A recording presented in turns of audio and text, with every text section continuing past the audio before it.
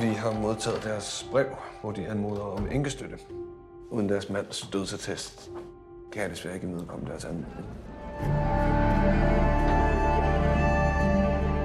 Min mand forsvinder ikke bare. Karoline? Hvem er det? Jeg er hendes mand.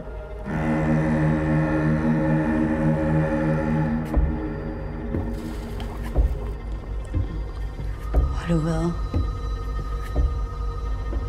Så jeg har fået et nyt liv. Om forladelse. Verden er et frygteligt sted. Men vi bliver nødt til at tro på, at det ikke er sådan.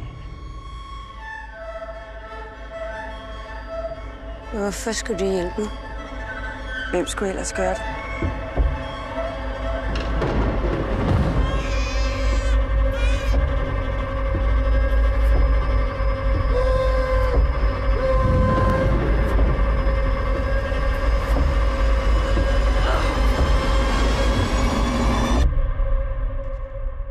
Hvad gjorde du med dit barn?